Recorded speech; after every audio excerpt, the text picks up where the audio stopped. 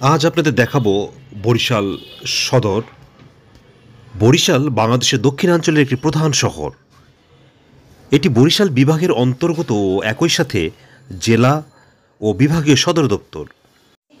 কীর্তনখোলা নদীর তীরে মোগল আমলে স্থাপিত লবণচৌকি গির্দে বন্দরকে কেন্দ্র করে এ শহর গড়ে ওঠে। 1801 সালে বরিশালের তৎকালীন বাকেরগঞ্জ জেলার সদর দপ্তর স্থাপিত হলে শহর হিসেবে এর ব্যাপক গুরুত্ব বাড়ে। দেশের খাদ্যশস্য উৎপাদনের একটি মূল উৎস এই বৃহত্তর বরিশাল। বরিশালে একটি নদীবন্দর রয়েছে, যেটি দেশের অন্যতম প্রাচীন, দ্বিতীয় বৃহত্তম ও গুরুত্বপূর্ণ একটি নদীবন্দর। বরিশাল নামকরণ সম্পর্কে বিভিন্ন মতভেদ রয়েছে। এক কিংবদন্তি থেকে জানা যায় যে পূর্বে এখানে খুব বড় বড় শাল গাছ জন্মাত, আর এই বড় শাল গাছের কারণে বরিশাল নামের উৎপত্তি।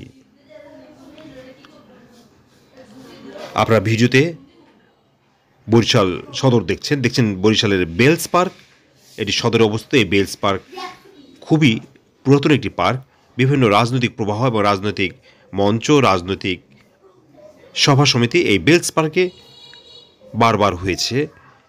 এটি একটি ঐতিহাসিক স্থানও বটে। আপনারা সেই বেলস পার্ক দেখছেন। বেলস পার্কের উল্টো পাশেই রয়েছে শিল্পকলা একাডেমি। যারা বরিশাল বেড়াতে যাবেন এই দৃষ্টিনন্দন শহরটি ঘুরে দেখবেন। আপনারা ভিডিওতে বরিশাল শহর দেখছেন। কেউ কেউ দাবি করেন পর্তুগিজ বেরি ও শেলির প্রেম কাহিনীর জন্য বরিশাল নামকরণ করা হয়েছে। অন্য এক কিংবদন্তি থেকে জানা যায় যে গির্দে বন্দরে ঢাকার নবাবদের বড়সড় লবণের গোলা ও চৌকি ছিল। ইংরেজ ও পর্তুগিজ বণিকরা বড় বড় লবণের চৌকিকে বরিসল্ট বলতো, অর্থাৎ বরিসল্ট, বরি যোগ সল্ট অর্থাৎ বরিসল্ট। আবার অনেকের ধারণা এখানকার লবণের দানাগুলো বড় বড় ছিল, তাই বরিসল্ট বলা হতো। পরবর্তীতে বরিসল্ট শব্দটি পরিবর্তিত হয়ে বরিশাল নামের পরিচিতি লাভ করে। বরিশাল খুবই সুন্দর একটি শহর। ঢাকা থেকে বরিশাল পৌঁছতে বাসে 3 থেকে 3.5 ঘন্টা সময় লাগে, যেহেতু এখন পদ্মা সেতু হয়ে গিয়েছে। এখানে অনেকগুলি পত্রিকা রয়েছে: দৈনিক দক্ষিণাঞ্চল, দৈনিক পল্লী অঞ্চল, দৈনিক শাহনামা, দৈনিক বাংলার বনে, দৈনিক আজকের বার্তা, দৈনিক আজকের পরিবর্তন ইত্যাদি। বরিশাল শহর খুবই সাজানো গোছানো একটি শহর এবং একটি পুরাতন শহর।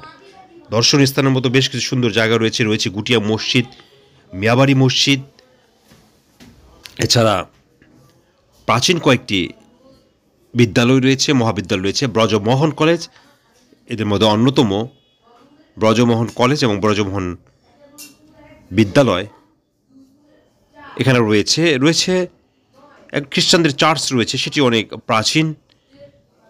এই শহরে জ্যাম নেই বললেই চলে। একটি পুরাতন, আগে বলেছি, পুরাতন নৌবন্দর রয়েছে। দর্শক, আবার আপনাদের সাথে দেখা হবে। আল্লাহ হাফেজ।